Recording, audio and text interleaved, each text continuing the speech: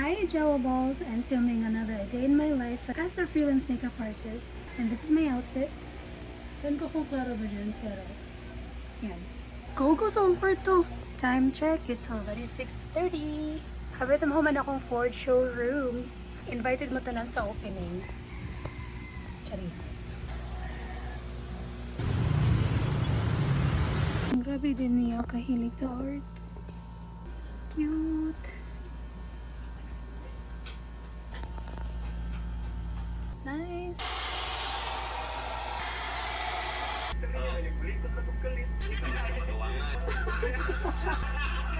Hala, uy! Sikat naman ka. So, nag-focus ka sa content. Ano, alagar? Ganun, di ko mag-content.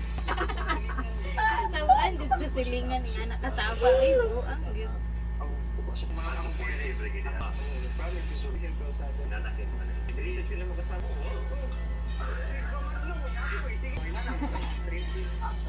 Year ba kay what kayo? Okay ra.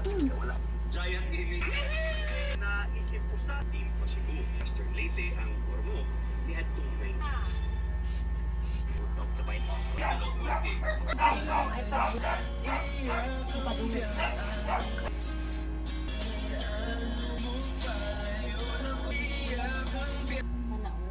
Try now. 1, 2, 3, smile. Ano na? 1, 2, 3, smile. Tana tayo? Kana.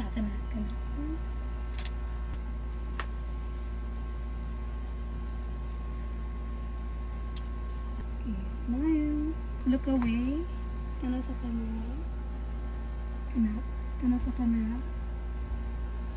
1, 2, 3, smile. Kana. Ako gamay. Ya, takilid. Kana, tanaw na ko. Thank you.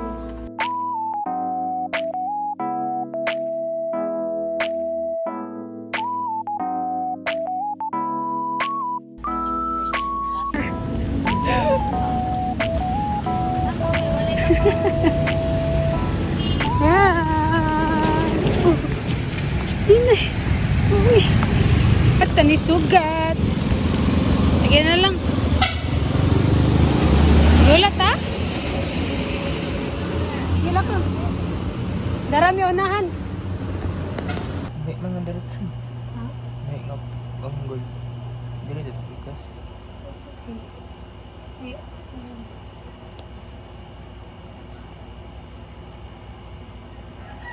ano ba sa'yo?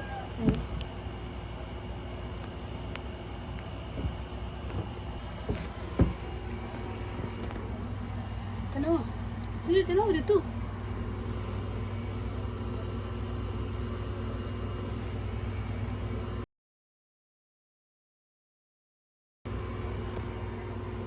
And it's 12. Di pa ako inaantok. Since di pa ako inaantok, prepare ko na lang muna yung mga dadalhin ko bukas for the christening. Ako yung magpipicture ng event. Again guys, I am not a professional photographer. I just learned it by myself on my own. I'm a self-taught and I'm a beginner din. Pero I do photo shoots before, but events madalang lang. Kasi iniiwasan ko yung mga yung parang big events. Ito kasi siya, kaibigan ko lang, katrabaho ko before. Tapos, message niya ako na kung pwede ba daw ako mag-picture sa christening ng baby niya. Sa totoo lang, hindi sana ako kasi wala akong camera. And that's for about 3 years. Hala, iniisip ko, 3 years na pala, hindi pa din ako nakakabili ng camera. Kaya yun, tinignan ko kung may saktong ipon ba ako for a camera. And the rest is history. At yun na nga. Congratulations, Alf! It's a big achievement for me. Kasi hindi biro yung mga camera as in. So yun, napapractice ako kung paano siya gamitin. And nakakaloka kasi parang nakakapanibago. Ewan ko, kasi yung camera ko noon is Nikon. And this is a Canon camera. Hindi ko alam kung magkaiba talaga yung settings nila. I mean, they all have the same settings. Pero, no. Ewan ko, ang hirap i-explain. Basta ayun, may camera na ako. Pasensya na sa background. Yung kwarto ko hindi matapos-tapos kasi nga may mga priorities tayo. Anong klaseng priorities pa? Here. Ito yung dadalhin ko. May isasauli akong damit. Itong camera.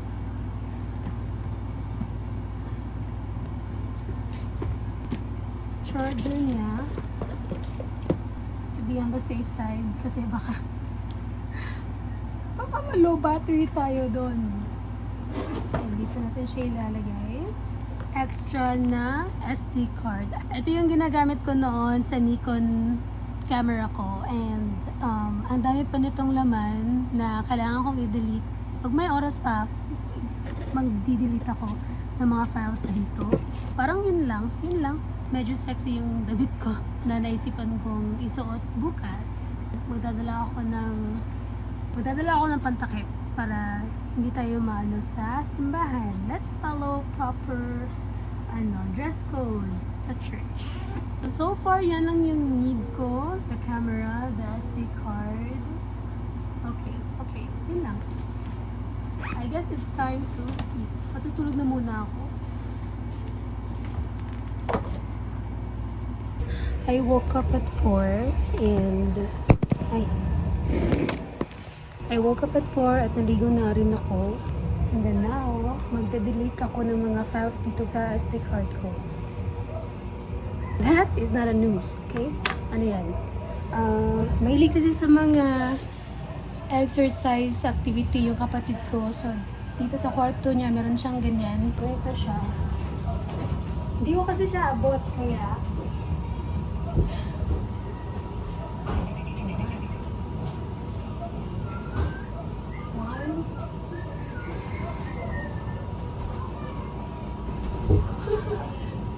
hindi ko kaya.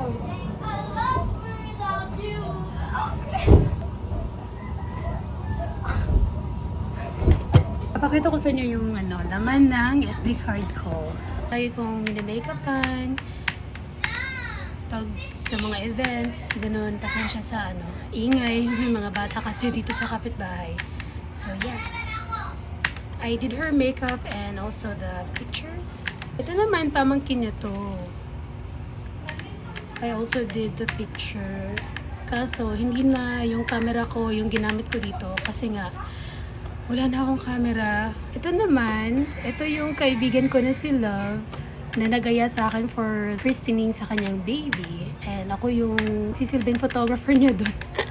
Shucks, nakakahiya. Ang ganda.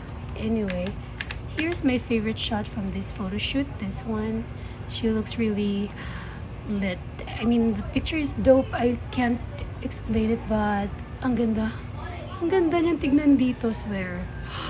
So good. This is her 18th birthday. It's a Little Red Riding Hood theme, and she made her own costume.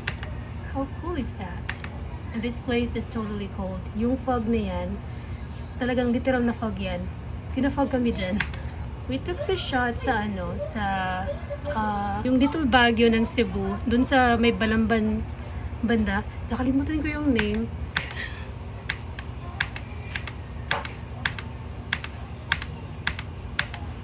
So I left these shots. Ito yung mga shots na bet ko for her.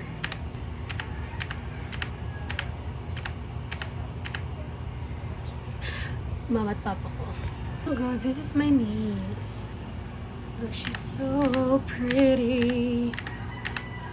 I did her makeup and this photo too. This is her 18th birthday. Ano lang to, low budget 18th birthday photo shoot. I want to share the behind the scene of this photo shoot again kasi sobrang memorable nito. Tapos ang ganda pa ng kuha. Ewan ko, bala kayo, nagandahan ako dyan. I have here some shots na fun shoot ko with the other photographers. And ito yung mga kuha ko.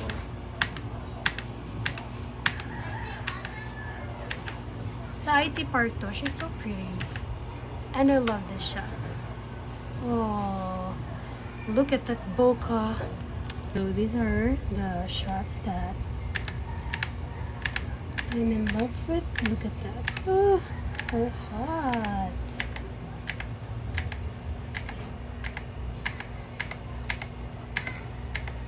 See? So much love with my cousin.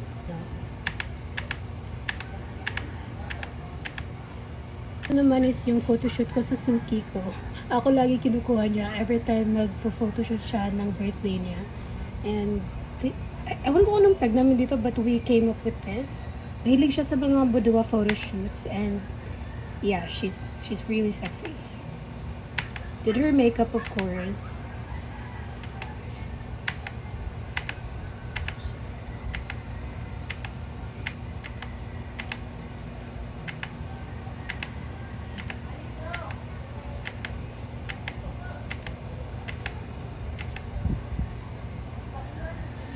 She stands like a model. I'm done removing some of the files.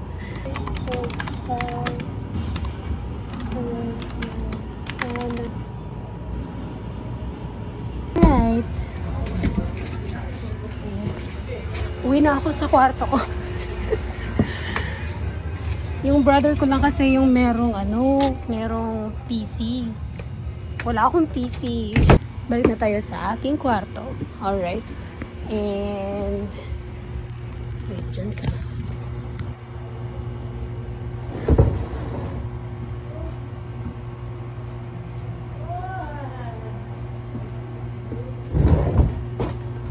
Yes, ito yung camera ko dito.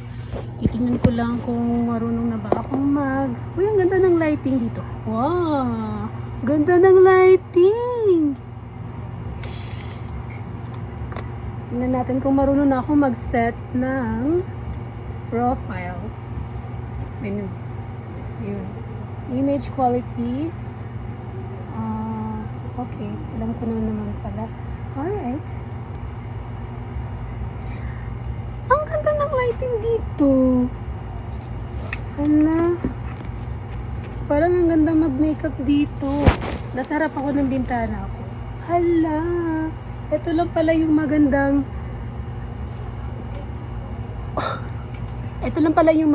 lighting.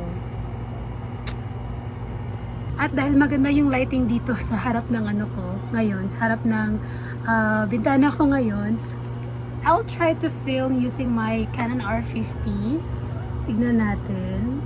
Wala pa akong tripod, so ito muna yung ginawa ko. Ala, ang hirap ng buhay.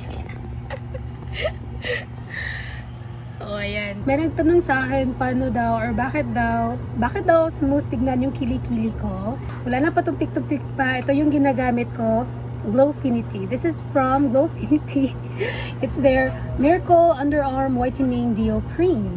Sobrang gamit ko na nito, guys. I guess 2 months na akong gumagamit nito. 2 months na ba? 2 months or 3 months? Hindi ko na alam. Yan. O, diba? Hala, pag ilang gamit na lang to. Pero anyway, meron pa akong isang bottle. Meron pa. Kasi ito yung binigay sa akin ni Miss Grace. Ito yung first bottle na ginamit ko and ubos na siya. May mga products na umiepekto sa akin pero hindi umiepekto sa iba. Pero there's no harm in trying. Mas may makukuha ka pa pag trinay mo, diba? At least nag-try ka. Yan yung recent na video na ginawa ko for Glowfinity. And this is my kilikili now.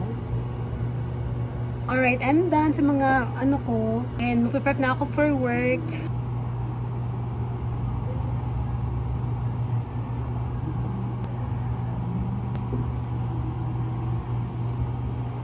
Yes, ito yung sinuot ko kanina. Kaninang umaga na nag-makeup ako. Huwag tayo magsayang ng damit. Well, I still smell okay.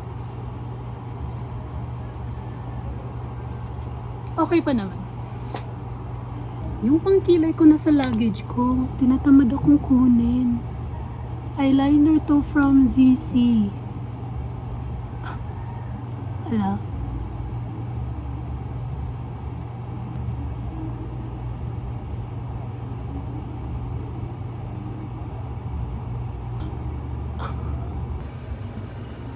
Wait lang. Alright, eto na siya. Eyeliner yan ng ZC. Yung buhok ko pag nililigo ng conditioner umaayos. Talagang umaayos siya. Hindi naman ako nagko-conditioner talaga. Pero sige na lang. Inaalagaan ko yung buhok ko kasi papahabain ko to. And this should be healthy. Dapat yung scalp ko healthy. Para maganda yung tubo ng hair ko. Ano ba yan? 6 o'clock na, late na ako. Ito pa rin ako dito, dumadada. Anyway, bye-bye! Yung mga ganap ko bukas is going to be a separate video. So this will be uploaded anytime soon. Tomorrow maybe? Or, I don't know. But yeah.